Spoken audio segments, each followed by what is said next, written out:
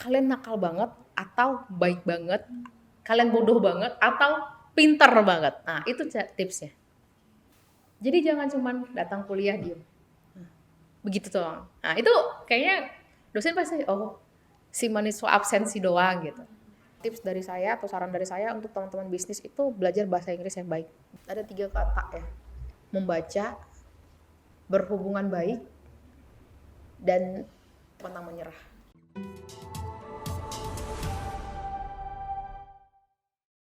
Pagi hari makan kelapa, rasanya enak bikin ketawa.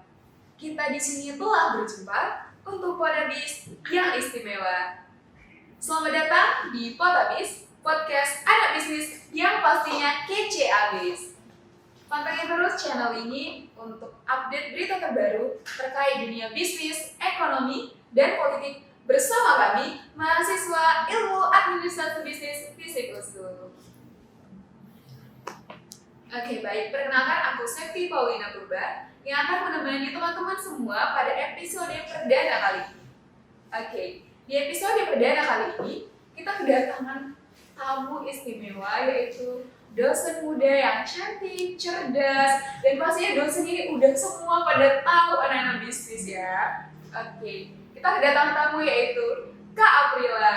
Ya, terima kasih Septi. Terima kasih Kak Aprila udah bersedia datang pada podcast hari ini. Ya, sama-sama. Gimana nih kabarnya hari ini Kak?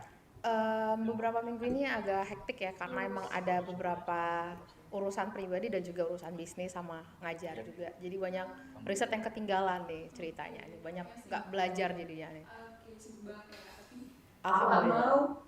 mau kalau aku buat podcast kita hari ini. Oke, Kak Frila ini adalah seorang dosen teman-teman di Ilmu Administrasi Bisnis USU dan juga Kak Frila ini merupakan seorang bisnis konsultan juga di bidang ekspor impor. Jadi selama masa kuliah dan sebelum jadi dosen juga udah banyak banget pengalaman untuk kerja di bidang kampanye gitu ya Kak. Iya ada beberapa sih, tapi kebanyakan saya fokusnya di usaha sih. Jadi nggak masuk ke bisnis ke apa namanya ke company-company yang udah gede, tapi kita build bisnis sendiri gitu. Di bidang ekspor impor ya. Ada beberapa yang ekspor impor, banyak kan yang nggak jalan, banyak yang ditipu juga.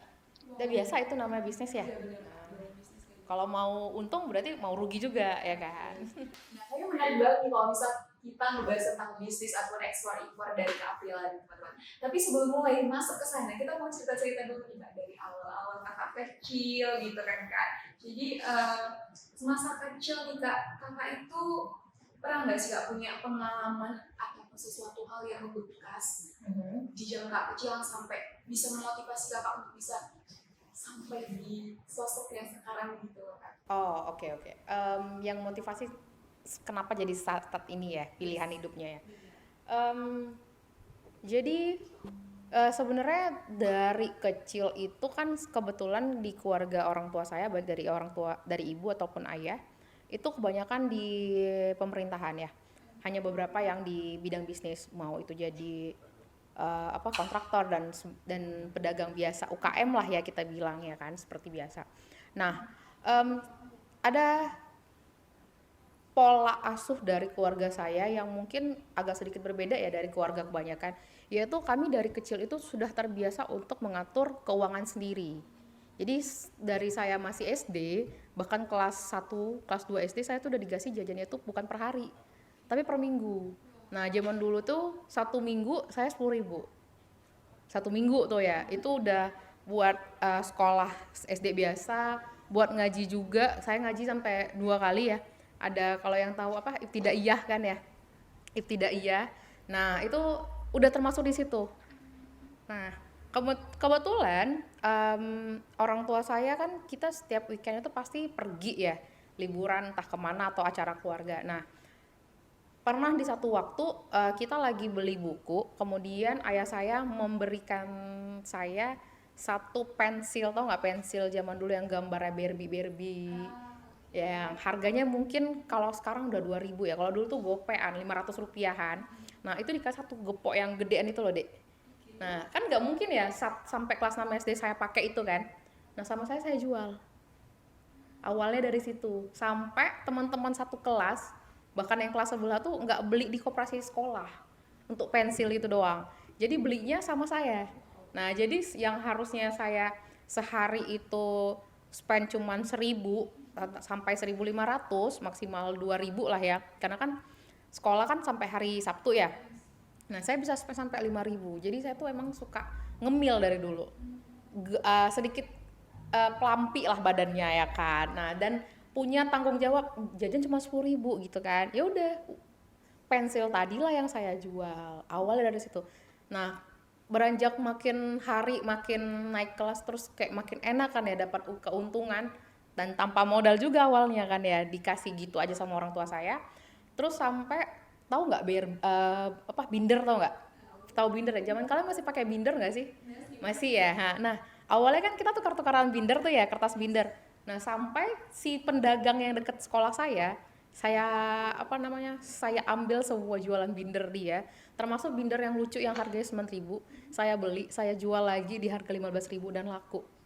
Awalnya dari situ. Jadi zaman SD emang udah suka jualan lah, bisa dibilang gitu, tanpa disuruh gitu. Jadi terakhir suka traktirin guru-guru SD, sampai kebetulan kan saya sekolah SD itu di tempat mama saya ngajar. Jadi sampai guru-guru tuh nanya, ini si Avril nih dikasih jajan berapa sih, kok banyak kali jajannya gitu. Nah ternyata mereka nggak tahu dia jualan pensil, jualan binder sama teman-teman ceweknya. Kan kebetulan kita cewek-cewek ini konsumtif ya kan, paling banyak kan. Terus pantang lucu dibeli ya kan, kayak gitu kan ya Sep ya.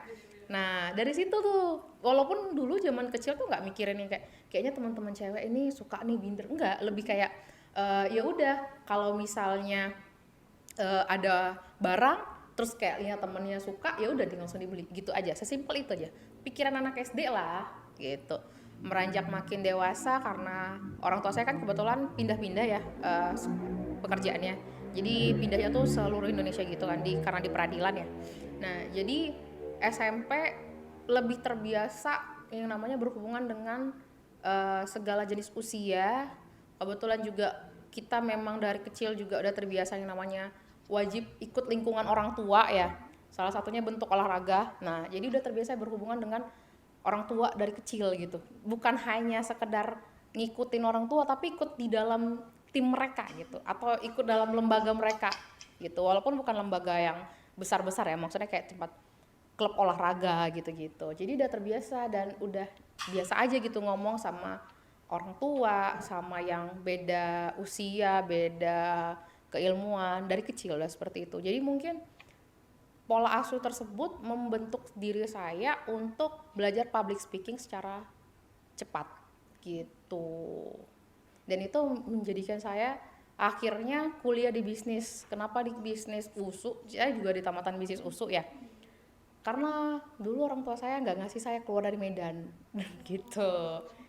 Alasannya itu, jadi kayak gimana ceritanya, pokoknya kuliah harus di Medan, nggak boleh di kota lain. Nah terus pilihan program studi yang saya pilih ya seperti biasa ya, anak IPA, karena saya anak IPA ya paling pilihannya cuma satu kan ya, kedokteran kan ya, nggak mungkin lulus, saya nggak begitu pintar, saya anak transferan ya kan, nggak mungkin dapat undangan. Jadi undangan, walaupun saya masuk kelas yang kategori kelasnya itu kelas terpilih gitu, kayak kelas unggulan, dan walaupun dapat undangan, kita di unggulan itu karena cuman muridnya tuh kemarin itu kalau nggak salah SMA itu 30 kalau nggak salah 30. Saya tamat di SMA 1 Perbaungan. Nah itu hampir setengah itu dapat undangan, termasuk saya, tapi nggak saya gunakan karena saya udah tahu saya nggak akan mungkin lulus di kedokteran, ya kan? Pasti kan yang juara umum. Tambah lagi ini anak transfer gitu kan. Masuk situ kelas 2 SMA baru masuk situ kan. Nah, jadi ya udah saya ngambil jalur-jalur yang umum, yang jalur ujian, dan alhamdulillah tidak lulus. Gitu. Alhasilnya lulusnya di apa namanya dulu ya? UMB tau nggak? Ujian masuk bersama. Jadi itu gabungan ujian untuk reguler sama untuk mandiri gitu. Di situ saya lulus di USU. Jadi kayak ya udahlah gitu. Awalnya gitu aja, kayaknya bisnisnya lucu ya gitu. Karena prodi bisnis pada saat itu USU itu angkatan keempat zaman saya.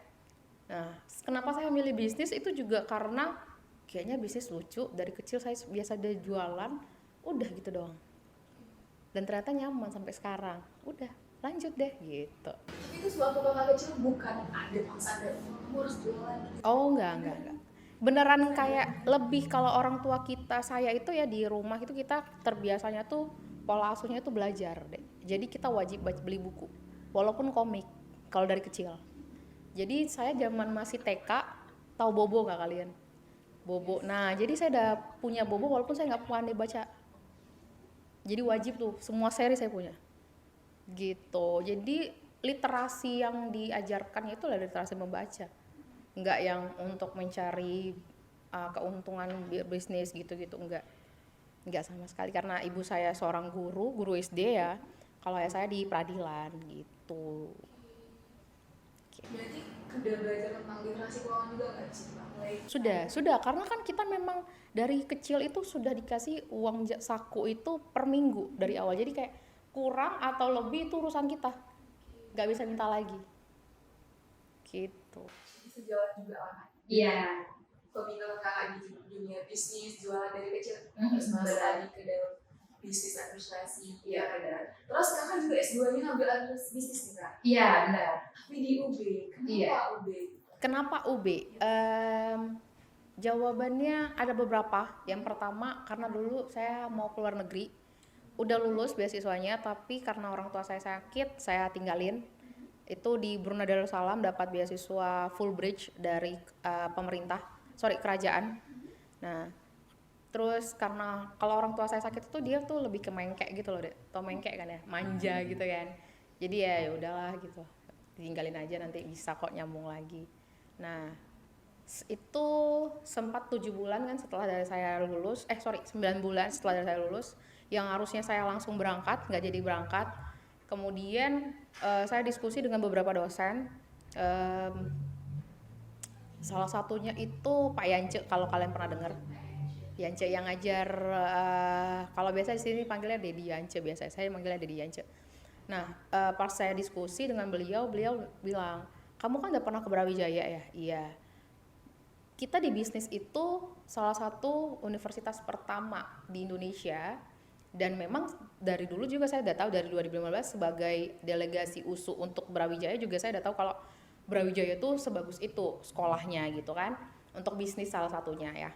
Nah, dan bisnis itu merupakan salah satu program studi yang menjadikan organisasi Universitas Brawijaya tersebut. Seperti itu. Jadi fakultas Brawijayanya itu, jadi sebelum kita mendirikan universitas kan harus ada beberapa fakultas ya. Salah satunya Fakultas Ilmu Administrasi ini. Jadi yang tertua di Indonesia. Seperti itu. Nah, saya direkomendasi oleh Pak Yanca ke Brawijaya, dan kebetulan pada saat itu juga ketua program studinya itu ketua IABI, Pak Kusdi namanya. Dan saya juga dekat dengan beliau. Cukup dekat dengan beliau secara mahasiswa dan dosen, karena saya delegasi ya kan, dan saya aktif di organisasi IMABI. Beberapa kali ya kalau disuruh bantu sama pihak dosen untuk IABI, saya masih mau bantuin seperti itu. Nah, mereka bilang, "Yaudah kuliah di sini aja." Gitu. Dan ternyata uang kuliahnya juga murah. Nggak ada uang pembangunan. Jadi kita kan sebagai mahasiswa pasti pemikirannya itu dong. Nggak, udah orang tua sakit, masa nyusahin lagi? Saya aja ninggal itu supaya nggak menyusahin mereka, karena walaupun dapat full bridge itu nggak cukup. Sana dolar soalnya kan. $1 itu pada saat itu sekitar 5.500 lah. Gitu. Dan nggak mungkin makan sehari itu cuma $20.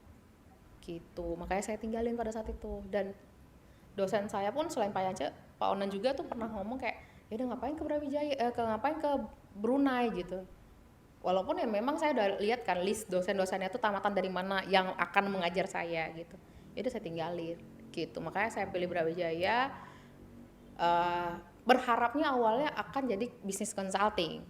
Nah, begitu sudah terjun ternyata kampusnya itu sangat-sangat teoritis gitu. Jadi kayak dari semester 1 tuh udah pasti teori semua, membahas teori semua, ngebedah teori. Jadi ternyata di situ juga saya baru tahu bahwasanya untuk program studi MBA atau MAB itu ada 2 fokusnya, ada yang teori, ada yang praktisi gitu. Jadi kayak soal ITB bisnis, itu praktisi tuh di situ. Nah, karena saya di Brawijaya, walaupun saya punya pengalaman di company ya, di beberapa company, awalnya saya mikir bakalan bisa jadi bisnis consulting, terus karena kebanyakan yang ngebahas adalah teoritik, ya kan? Jadi seorang lecture, saya langsung ngomong sama orang tua, kayaknya nggak mungkin teorinya dibuang. Sayang banget udah belajar teori habis itu ditinggalin. Ya udah, saya lanjutin jadi researchers awalnya kayak gitu. Jadi ngebantu beberapa dosen penelitian, ikut di tim peneliti seperti itu. Jadi selama Kak kuliah di UB Kak, ada nggak sih Kak rasa perbedaan antara UB yang mayoritasnya di Jawa atau di Medan yang dia itu di Sumatera itu, ada nggak sih perbedaannya? Perbedaan dari segi apa nih? Dari segi teman-temannya atau dari segi pola pendidikannya? Semua mungkin Kak. Oke, kalau dari temannya ya kebetulan karena saya ngekosnya di kosan saya tuh banyak orang luar, banyak teman-teman dari beberapa negara, ya kan. Nah, jadi perbedaannya yang nggak ya perbedaan bahasa aja ya. Jadi kita punya banyak teman-teman dari beberapa negara, kayak sampai sekarang kita masih discuss walaupun tidak di satu universitas gitu. Jadi beberapa universitas. Terus kalau untuk teman-teman di Brawijayanya, karena dia seluruh Indonesia ya, jadi pola pemikiran dan standar pendidikan dan pola pikir mereka tuh juga berbeda, terutama teman-teman kita yang di timur. Jadi nggak bisa disetarain. Nah, yang sama itu satu, niat belajarnya sama-sama besar dan mau belajar bareng. Nah, gitu. Jadi lingkungan yang ingin berkembang bersama itu menciptakan diri saya happy gitu loh. Jadi lebih jadi apa ya? Saya di lingkungan kampus itu merasa lebih nyaman, lebih seperti semacam balik ke rumah gitu. Ya walaupun kampusnya pasti belajar ya, tapi nyaman gitu. Tambah lagi kampusnya kan Brawijaya kan di Malang ya. Malang kan dingin tuh, ya kan? Jadi kayak nggak kerasa yang kayak kita di sini kan apa-apa jalan dikit panas banget kan ya. Kalau kelas nggak ada AC, walaupun materinya bagus, jadinya terakhir buyar gitu ya kan, gara-gara panas. Nanti sambil kuliah sambil gini-gini, ya kan? Belum lagi zaman kemarin yang pas puasa ya kan, ya panas banget. Jadi terakhir nggak konsen kan. Nah, karena di sana cuaca mendukung, lingkungan mendukung, alhasil menimbulkan bahwasanya kita tuh pengen belajar lebih gitu loh. Jadi kami itu biasa teman-teman S2 itu ya, untuk yang di via bisnis itu kita biasa kelas dari pagi jam 8 walaupun gak ada kelas, kita pasti ada di kampus sampai malam, bahkan sering sampai tengah malam dan biasa. Jadi lingkungan kampus itu untuk teman-teman di via di Brawijaya mau S1 sampai S3, saya rasa lingkungan kampus tuh kayak rumah. Jadi balik ke kosan itu cuma buat tidur dan mandi gitu. Jadi full kehidupannya adalah di kampus. Berbeda banget zaman saya S1 dulu kan. Kita kan kalau misalnya nggak ada kelas pun ya udah nongkrong lah kan, nongkrong sana nosasi kan, nongkrong sana nongkrong sini kalian ya kan. Kalau nggak jadi mahasiswa kupu-kupu kuliah pulang begitu ya kan. Nah kalau atau nggak jadi mahasiswa yang organisasi banget ya kan. Tapi organisasi zaman saya dulu S1, saya nggak pernah pulang malam dari kampus. Pulang malam itu pasti dari tongkrongan kan, ya kan? Ya begitu, ya kan gitu nggak safety kalian. Nah kalau dulu sama S2 malah kebalikan, saya pasti pulang malam dari kampus gitu, saking mungkin vibe kampusnya kali ya nyaman dan teman-temannya juga dapatnya yang bagus gitulah. Jadi itu motivasi saya lah salah satunya untuk belajar gitu.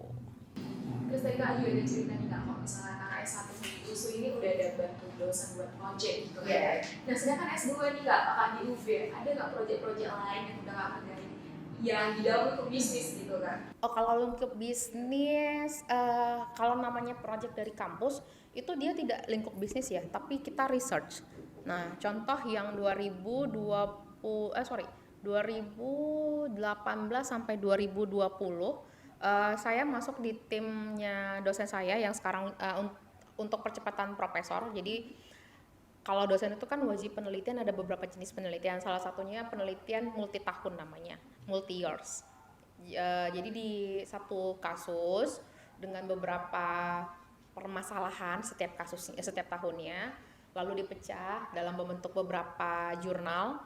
Terus kita juga bikin buku. Nah, salah satu lokasi penelitiannya adalah di Kota Medan dan itu juga jadi tesisnya saya juga. Jadi link in antara riset dosen dan riset mahasiswanya yang dibiayai oleh universitas gitu. Jadi saya sama dosen saya ke Medan kita untuk meneliti terkait tentang branding kota. Nah, jadi yang diteliti itu adalah branding kota se-Indonesia. Nah, salah satunya di Medan gitu. Nah, itu yang dijadiin buku. Gitu. Jadi kalau mau belajar pariwisata urban, nah coba beli buku namanya apa ya? Saya lupa lagi. Saking banyak yang bikin buku untuk dosen bukan untuk pribadi ya.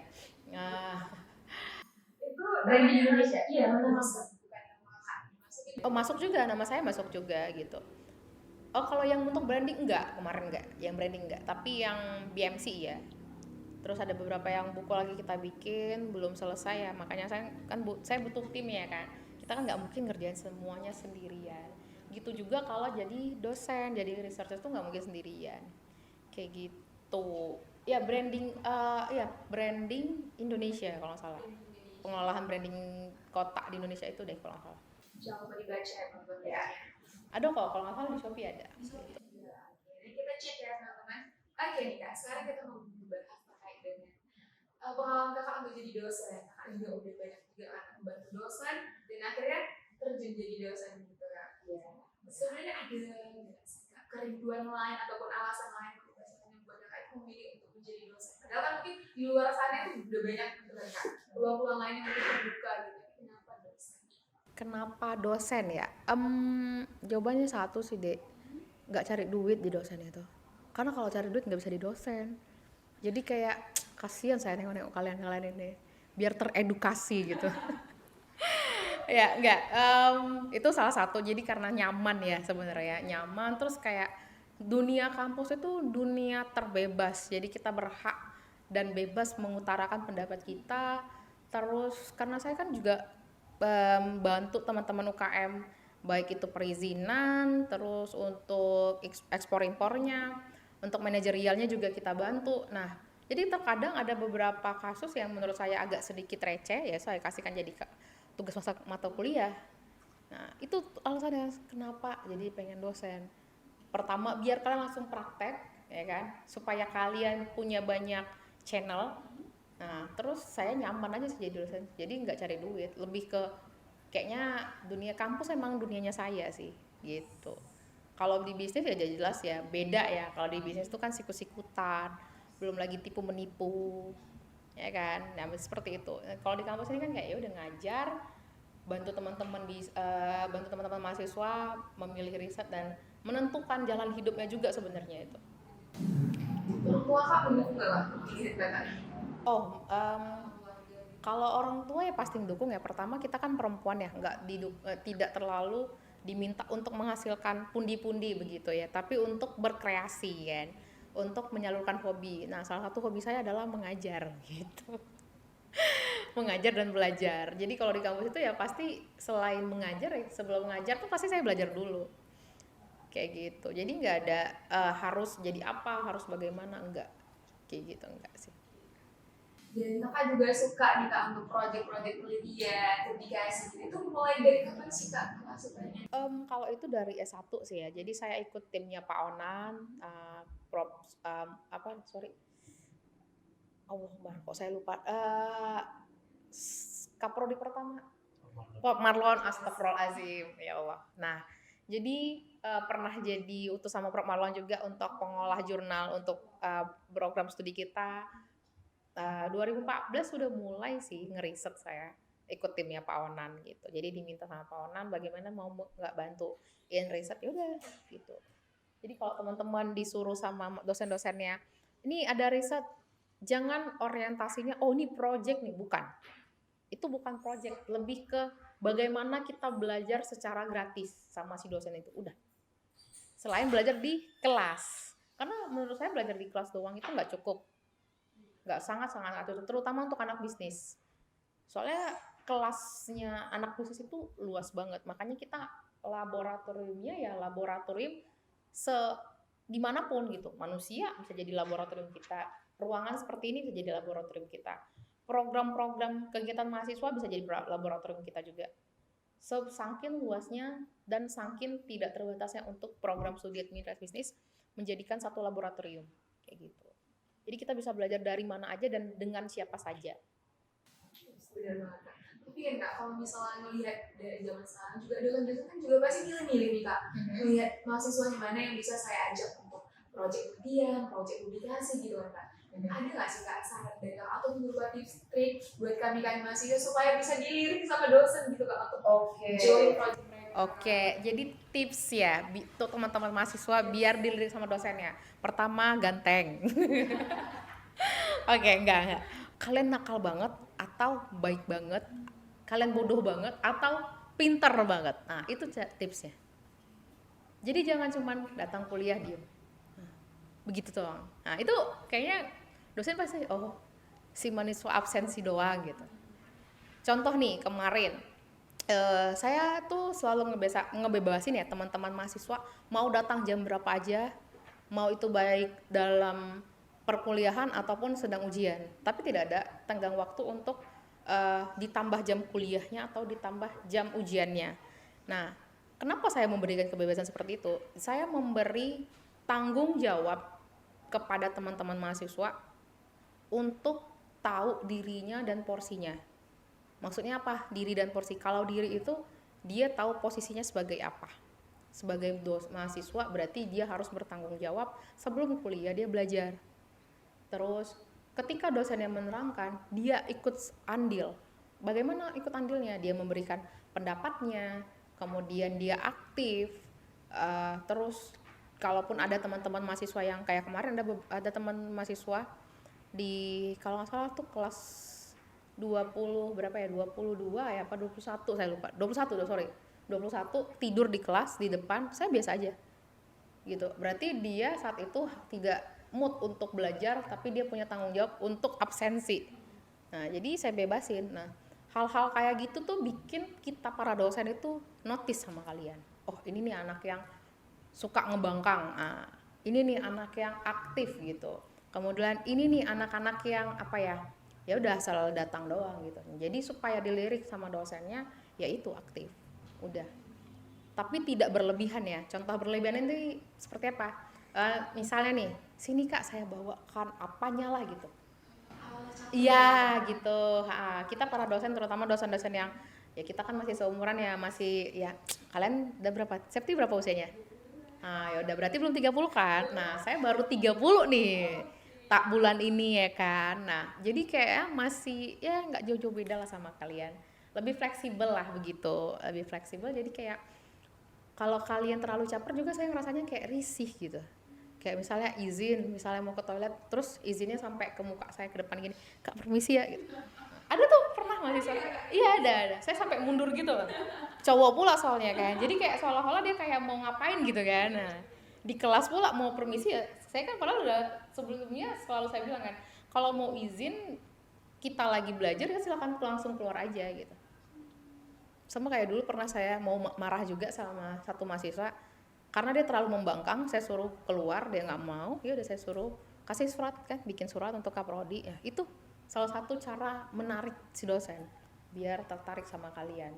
Tapi itu the bad way ya. Kalau kita kan pengennya jadi good way ya, kan kayak gitu ya. Jadi good way, jadi diri kalian apa adanya, kalian lebih aktif, kalian setiap perkuliahan harus belajar.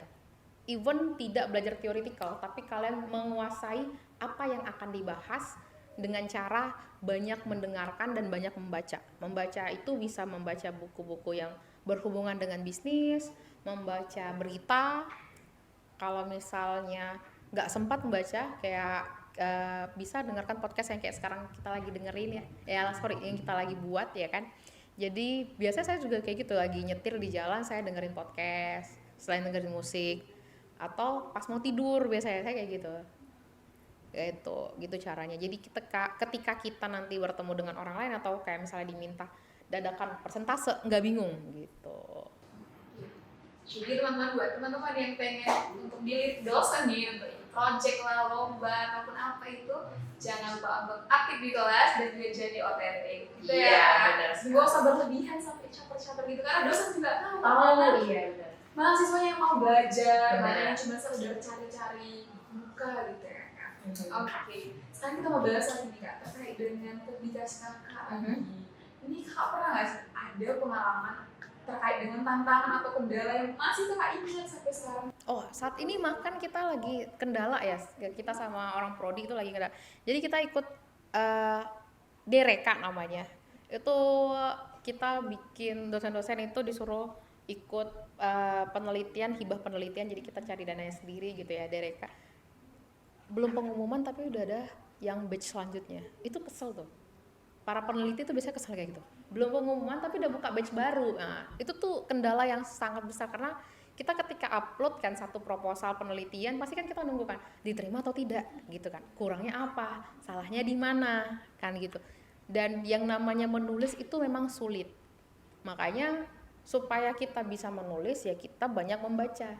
Nah, supaya tulisan kita bagus ya kita ikut sama riset yang sudah senior kayak gitu yang kayak sekarang yang saat ini dari dulu dan sampai saat ini saya ikutin.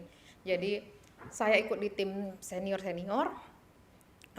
membantu mereka memberikan masukan dan lain sebagainya, mereka yang mengarahkan begitu. Nah itu tips trik dan kesulitannya sih. Oke, kalau misalnya dari ini Kak mungkin kayak stakeholder lain gitu Kak, ada Kak misalnya Kakak itu lagi ada publikasi di suatu perusahaan, misalnya lagi riset perusahaan, terus perusahaannya itu kayak menolak lah atau males lah untuk ngalahin. Kalau riset untuk perusahaan ya karena kebanyakan saya kalau riset itu biasanya kan pariwisata. Jadi bukan perusahaan ya, bisa UKM, tempat wisata dan lain sebagainya itu sejauh ini tidak ada masalah apapun ya. Tapi yang kalau masalah di dalam riset ya itu tadi saya bilang masalah si pemilik jurnalnya untuk publikasi atau masalah si pengelola hibahnya belum diumumkan tapi mereka buka batch baru itu masalah banget. Terus kedua janji mereka misalnya untuk kita dipublikasi di Sinta 2 misal gitu kan, kemudian ternyata tidak terpenuhi karena karena mereka belum upgrade gitu.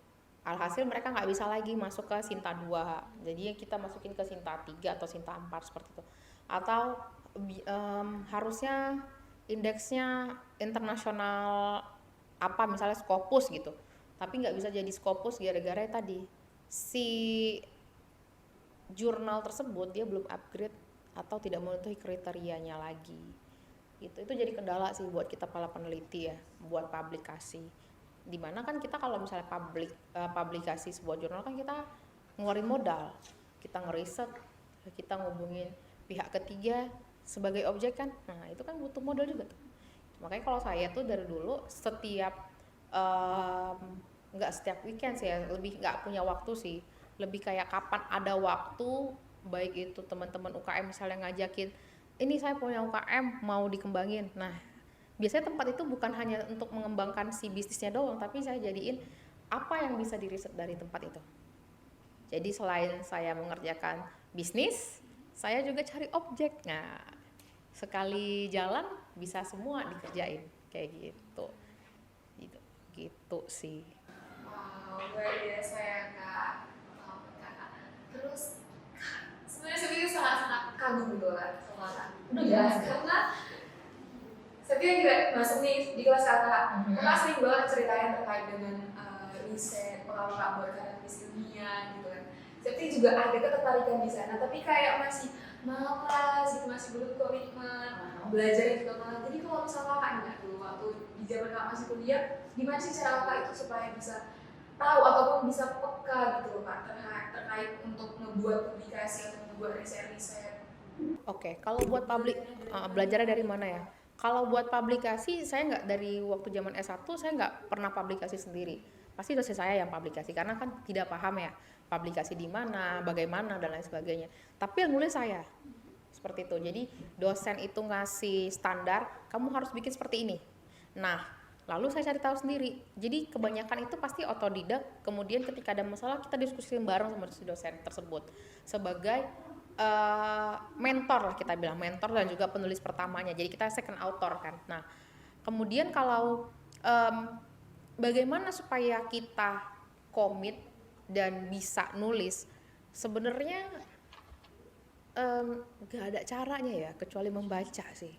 Udah itu doang. Karena dulu teman saya tuh ya, zaman S1, S2 dulu, saya sehari sama teman-teman yang lain itu paling bisa ngebedah jurnal itu ya maksimal 10 lah per hari membedah ya. Itu tuh kayak kepala udah pusing gitu. Nah, ada teman saya yang sampai itu 10 itu dari pagi sampai sore sampai malam ya. Dia bisa ngebedah jurnal dari satu hari 40, ngebaca jurnal satu hari 40. Jadi kayak kita mau nanya apapun dia tahu semua. Kamu meneliti gini, begini, begini, begini. Nah, jadi caranya cuma satu, baca, udah selesai. Gak ada yang lain gitu. Kalau lebih detail pasti baca jurnal. Nah, kalau saya tuh lebih ngebacanya itu buku-buku yang berhubungan dengan bisnis. Gitu.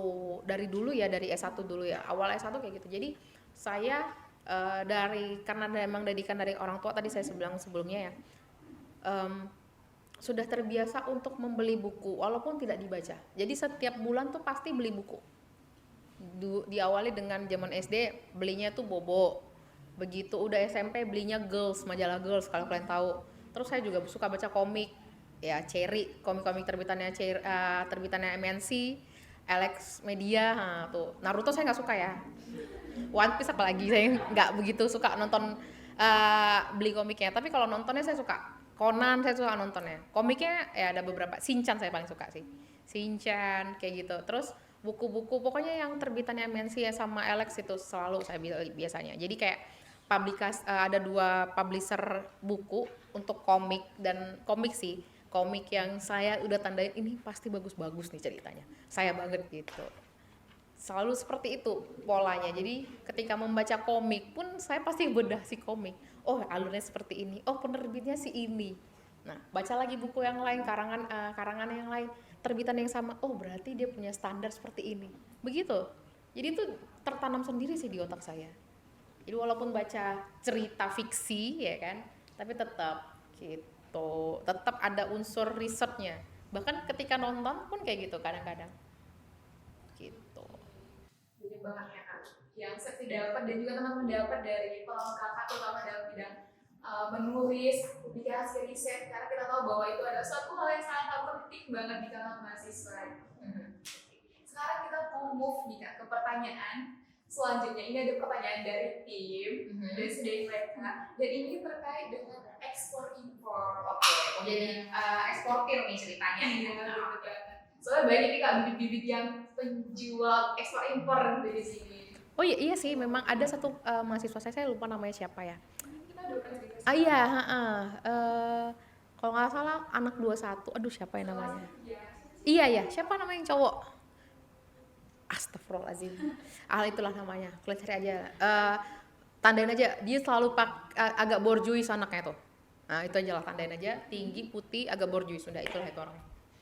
Siapa yang namanya? Konsepti kok nggak salah ya. Udah, lanjut aja deh itu. Nah, dia itu udah pernah praktek di bisnis ekspor impor juga. Dia kemarin terakhir cerita sama saya ditipu 60 juta dia bilang. Gitu. Jadi kayaknya anak-anak bisnis juga udah mulai sih ya untuk belajar ekspor impor gitu. Udah mulai praktek sih, bukan belajar doang ya, kayak gitu. Jadi dia sering-sering orang. Iya, beberapa kali lah. Oke, itu dia join sama orang tuanya Begitu. Jadi punya orang tuanya dia bantuin, terus dia ngerasa nyaman gitu. Makanya dia datangin saya buat nanya ini selanjutnya kayak gimana gitu. Gitu. Oke, pertanyaan ini kak, ceritanya kakak terkait dengan ekspor impor yang lagi kakak jalani saat ini. Mulainya gimana? Terus yang diekspor apa, kemana? Dan kami juga mau tahu terkait dengan prosesnya untuk bisa mencapai hal tersebut. Oke, jadi kalau misalnya kita belajar, kalau kita ngomongin ekspor impor ya, berarti yang pertama yang harus kita pahami adalah kelembagaan. Nah, surat menyurat itu, kemudian siapa yang bakal membeli, dan yang nggak kalah penting adalah security. Security apa di sini? Security uang. Nah, bagaimana si pembeli, karena ekspor impor kan berarti kan barang dari dalam kita transfer ke luar negeri. Nah, bagaimana sistem sistem transaksinya ini? Itu yang paling penting. Transaksinya itu paling penting dan itu yang menjadi kendala biasanya di teman-teman UKM. Ketika dia sudah dapat buyer, dia nggak pakai sistem keuangan yang udah disediakan sama negara, kemudian dia bayar aja gitu. Terus data-datanya begitu barang itu nyampe dia kirim secara cuma-cuma. Ada juga yang kayak dia disuruh datang nih sama si buyernya, begitu jadi barang nyampe, orangnya nyampe, terus mereka transaksi di situ, terus si buyer minta coba deh saya fotokan dokumennya. Nah hasil difotokan sama dia nggak tahu tuh maksudnya disuruh fotoin, padahal itu izinnya barang itu baru ditarik. Kemudian udah bentar ya saya transfer, padahal dia nggak balik lagi. Nah itu tuh kejahatan scammer lah di dunia ekspor impor salah satunya. Jadi hasil kan dia kebingungan tuh mau balik ke negaranya nggak ada duit. Nah itu sering tuh kejadian kayak gitu teman-teman gitu. Jadi kayak kemarin kita ada eh, kesalahan lah. Jadi buyer kita udah bagus, ternyata tim kita yang manipulatif. Itu sering kayak gitu. Jadi mencari tim untuk menjual barang juga penting. Selain yang tadi, saling paling penting itu di transaksinya. Nah, jadi misalnya kita nih, terus bagaimana supaya kita tahu negara mana mau barang apa yang ada di Indonesia? Kan itu kan problemnya. Nah, paling gampang itu ngelihat aja pertama di kuota impor itu udah pasti dari kementerian kita, Kementerian Perdagangan. Kemudian yang kedua kalian harus belajar yang namanya membuat website. Nah transaksi itu permintaan itu terjadi di website, dan websitenya pun harus kelolahnya ini begini. Misal kalian mau jualan paling sering biasa kopi ya, paling sering yang saya temuin ya. Dia mau jual biji kopi. Nah, biji kopi yang udah diolah ya. Jadi bukan barang mentah, bukan biji cerinya. Atau apa sih namanya? Kopi yang belum di roasting. Nah, kemudian websitenya itu jual kopi, tapi di dalam websitenya juga ada jual misalnya jagung, ada jual ubi misalnya, ada jual kol seperti itu. Nah, itu sama si buyers dia akan punya quote-nya itu bahwasanya ini sebenarnya mau jual apa si websitenya gitu. Jadi satu website satu produk tuh yang pertama. Terus yang kedua bahasanya jangan bahasa lokal tuh, jadi pakai bahasa internasional gitu. Iya, kemudian foto juga, foto jangan pakai foto-foto ambil di Google, kalau harus yang berbeda, kalau perlu pun tidak boleh sama. Nah itu tips paling murah dan paling cepat untuk teman-teman belajar ekspor. Dari situ dulu, ketika ada buyer, kalian udah bikin websitenya, kalian udah punya fotonya, even kalian jual kayu rantingnya kopi, itu laku. Tapi yang udah di finishing ya, jadi kulit arinya itu udah dibuang, terus kalian foto, kalian bikin kegunaannya untuk apa aja, kalian cari di Google, kan di Google banyak ya, misalnya kayu kopi gunanya untuk apa gitu, rantingnya kopi itu bisa jadiin apa aja, kalian bikin dalam bahasa Inggris, kalian masukin di website kalian, ada emailnya, ada kontak personnya buat mereka hubungin. Nah itu biasanya ya bismillah aja, pasti ada yang even mereka pasti cuma nanya gitu. Nah ketika nanti udah ada buyer, nah baru hubungin saya sebagai LC-nya. Jadi saya LC jadinya. Jadi saya juga LC. Tahu nggak LC? LC bukan ladies karaoke ya, tolong ya. Letter of credit namanya, letter of credit. Jadi kalau di di ekspor impor itu dalam segi transaksinya tuh ada dua sistem yang ditawarin. Yang pertama TT, kedua LC. Nah yang paling sering itu adalah kita pakai LC. Karena kalau TT itu jarang banget. TT itu kayak si buyer bayar 100%, biasa itu lebih dari 60% ke supplier. Nah, sementara kalau LC itu buyer bakal bayar ketika barang udah nyampe. Nah, dan uang itu bakal ditaruh di bank. Jadi transaksi dulu, ya kan? Barang nyampe nih, mereka cek, ya kan? Dah. Begitu rekeningnya udah masuk ke rekening kita, ya kan? Baru kita kirim dokumennya untuk barang itu bisa dibawa keluar sama si buyer dari pelabuhan, kayak gitu. Karena selama ini memang kebanyakan kalau kita jual transaksi pasti kan by pelabuhan ya gitu kan. Ada juga sih beberapa kayak kemarin pakai Susi Air, untuk pengiriman barang, dan itu pasti di bawah 1 ton atau 1 feet. Nah kalau udah pakai feet itu pasti pelabuhan lah, nggak mungkin lah pakai pesawat, mau macam berapa kali kok bayar deh. Gitu. Terus untuk yang dijual juga macam-macam ya, asalkan jangan biota laut. Terus jangan, nggak boleh lah. Kayak dulu saya tuh pernah waktu di Malang punya tim ya, tapi untung itu jebakan sih dari tim saya. Jadi em, teman partner saya ini juga teman bisnis, terus teman kuliah di sini juga di USU, tapi dia nggak tamat. Ya, jadi dia ikut sekolah kedinasan, lulus, kemudian lanjut di sekolah kedinasan tersebut, ketemu di Malang karena dia ada apa namanya, bisnis tour, diskusi sama saya, terus dia bilang dia punya buyer dari Jepang gitu kan, mau pengolahan sidat tau nggak?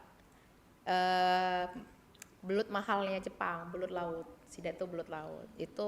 Sidat itu per kilonya tuh bisa sampai 1 juta. Tuh. Nah, yang kemudian karena Jepang salah satu negara pengkonsumsi sidat terbesar di dunia. Nah, tapi sidat tuh paling banyak di Indonesia salah satunya.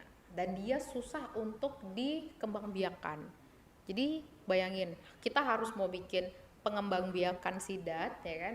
Jadi mereka yang ngasih kita dana untuk pengembangbiakannya di Indonesia, kemudian nanti kita jual hanya boleh ke mereka tapi dalam kondisi hidup gitu, dan itu langsung mereka jual ke restoran-restoran mereka yang udah kerjasama. Nah itu hampir saya ditipu sama teman saya untuk kontrak 1,5 M kemarin. Kalau nggak saya punya utang tiba-tiba dan itu usia saya masih 24 kalau nggak salah, 24 ya. Hampir ditipu, bayangin, hampir ditipu teman sendiri gitu kan, teman kuliah di usia yang sangat-sangat muda, 1,5 M gitu kan, kayak gitu. Untung saya nggak tanda tangan, kalau nggak ya udah saya ya udah kayak gitu. Jadi di dunia bisnis tuh sakit deh gitu, makanya saya nyaman di kampus. Kenapa? Ngomong kayak gini doang kan, ya dibayar alhamdulillah, nggak dibayar ya sudah gitu. Ya memang bukan orientasinya adalah duit gitu. Memang kalau kita kerja di dunia pendidikan nggak bisa orientasinya duit, nggak bisa sama sekali. Emang harus niatan dari hati gitu. Kak, keren banget. Di usia 24 udah. Ini boleh minum nggak? Boleh Kak, silakan. Di usia 24 tapi udah merancang ke dunia bisnis ekspor impor ya. Itu Kakak ada yang bawain atau otodidak? Kayaknya nggak ada yang bawain sih ya. Jadi karena pengalaman mengalir begitu saja sih. Jadi saya tuh kerja dari masih kuliah deh. Bukan karena untuk cari uang tambahan ya. Jadi begini, kan kecil kan saya udah terbiasa yang namanya jajan itu dijatah kan, dikasih kebebasan dan keleluasan untuk mengelola keuangan sendiri. Nah, dan saya aktif kan di organisasi perkuliahan di zaman S1. Dari situ saya ikut HIPMI, walaupun bukan sebagai pengolah ya, anggota ya, tapi lebih ketika mereka bikin event saya hadir gitu, pengen tahu aja nih apa sih yang lagi dibahas. Ya kita anak bisnis, kalau kita nggak tahu perkumpulan pengusaha-pengusaha itu ya kan, yang duitnya unlimited ya kan, ya kita nggak tahu apa pembicaraan mereka, gimana kita mau berkembang. Nah itu satu cara saya untuk menaruhkan diri saya di lingkungan mereka. Nah, dari situ selain aktif di kampus itu saya kebetulan karena aktif di kampus sebagai di organisasi IMABI ya dulu. Saya bukan jadi anggota saya langsung jadi korwil waktu itu. Korwil ketiga, perempuan pertama korwil untuk Pulau Sumatera itu saya gitu. Nah jadi karena ketidaksengajaan dan tahu nih, kita kan pengen ketika kita punya, misalnya kalian punya uang tabungan 1 juta, kalian pengen dong 2 bulan lagi jadinya 10 juta, ya kan? Jangan mikirnya 1 juta jadi 2 juta, pasti kan pengennya 100 kali lipat, 10 kali lipat dong, ya kan? Nah, cara satunya gimana? Nggak mungkin dong kalian kalian nyimpan tuyul, ya kan? Kasian nanti kasihan orang tua kalau nyewa tuyul, ya kan? Jadi kan harus berpikiran bagaimana uang tersebut tidak hanya tersimpan di bank, yang gitu kan. Terus kalian harus tahu kan, lini-lini investasi mana saja atau bisnis apa saja yang bisa membuatnya berkembang. Kayak gitu ya, salah satunya ya di bisnis gitu, bisnis bisnis barang gitu kan. Nah dari situ awalnya. Jadi hal itu yang membuat saya kayaknya menarik nih gitu. Jadi makin ditipu saya makin tertarik biasanya deh. Kenapa nih orang suka nipu gitu. Jadi bahkan yang tadi saya ceritain yang teman saya nipu, yang hampir menipu saya, itu baru-baru ini nipu saya lagi. Beneran. Ada kelainan jiwa ternyata gitu. Tapi bayangin orang yang ada kelainan jiwa tapi punya banyak channel yang pebisnis bagus gitu dan bukan sembarangan gitu. Dari situ kita belajar, dan akhirnya positifnya adalah saya dapat kenalan baru gitu, investor baru dari situ gitu. Jadi sesuatu hal yang mungkin bagi kita kesialan pasti ada efek positifnya. Tergantung bagaimana kita melihatnya. Iya. Pasti ada sisi positifnya. Jadi Kak, waktu itu semasa kakak dari kuliah ya Kak udah mulai sibuk atau? Kalau kuliah saya masih di investasi sih, belajar investasi di reksadana gitu. Kalau di eksperimennya tadi Baru ya sekitar 2 tahunan lebih lah. Nah, tapi masih ngebantu ya, belum yang bikin PT sendiri. Kita punya PT sendiri untuk di perizinan. tapi udah ada. Iya, kita punya payung sendiri untuk di perizinan. Beda tuh soalnya, skupnya berbeda. Perizinan itu kita ngebantu teman-teman UKM atau misalnya ada kuota-kuota impor yang mau masuk barangnya gitu. Nah, jadi bukan yang kita bikin misalnya, si Septi punya PT Septi yang ngejual bunga mawar misalnya, bukan kayak gitu. Skupnya lebih beda lagi gitu.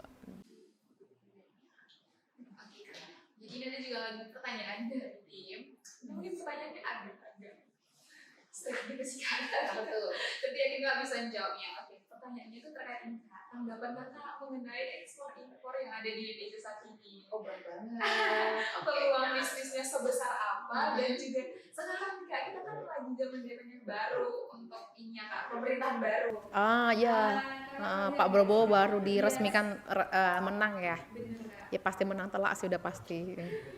Jadi menurut Kakak itu gimana di zaman pemerintahan baru ini peluang dari ekspor impor?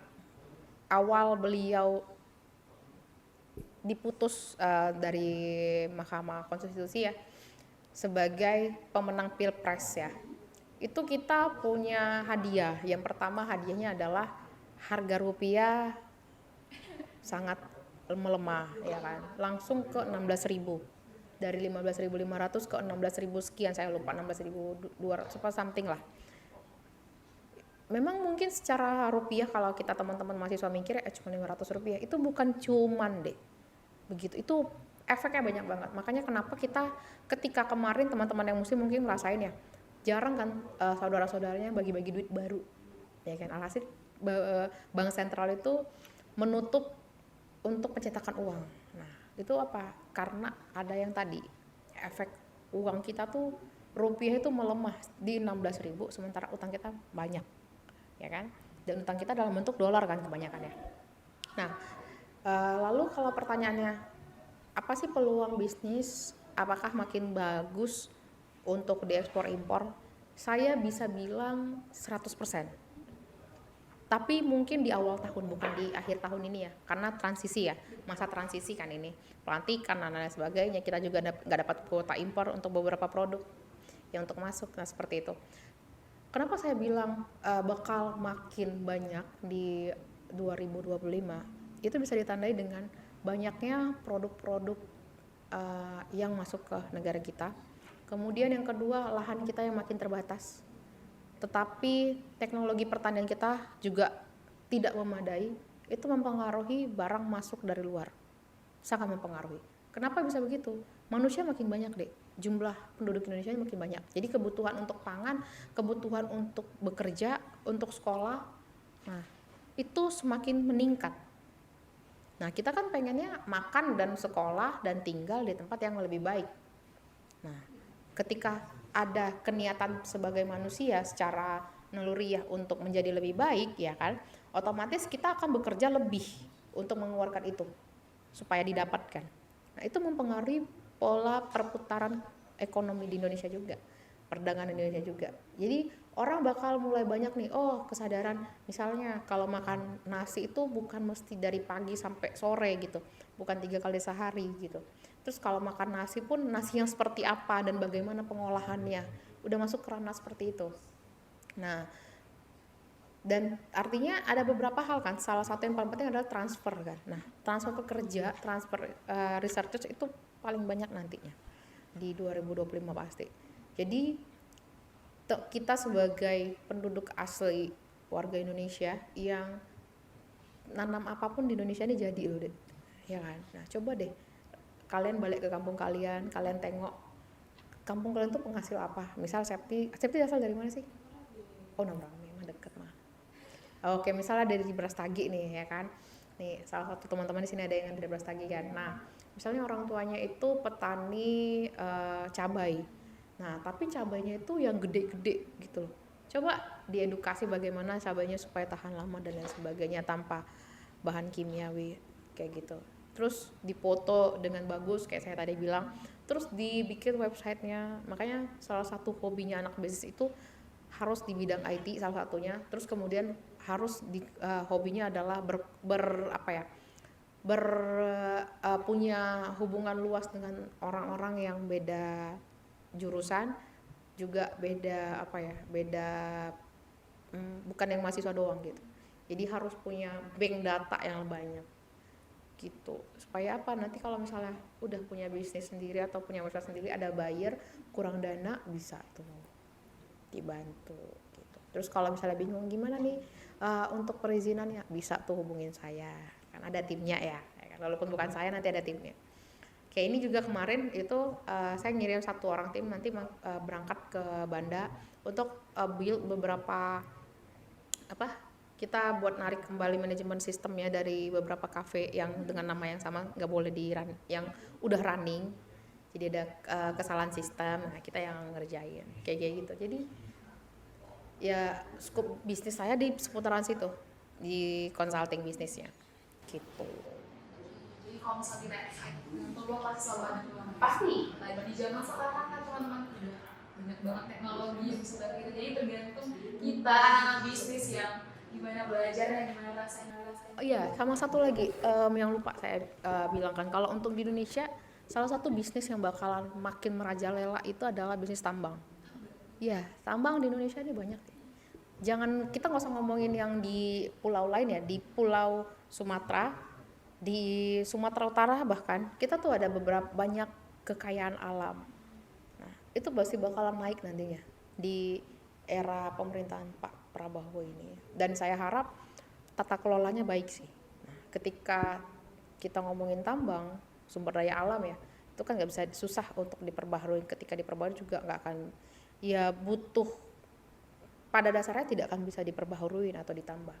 Jadi ketika pengolahannya salah, manajemen sistemnya salah, perizinannya salah, peletakan perizinan untuk siapa dan bagaimana, nah yang merugi adalah kita rakyat gitu.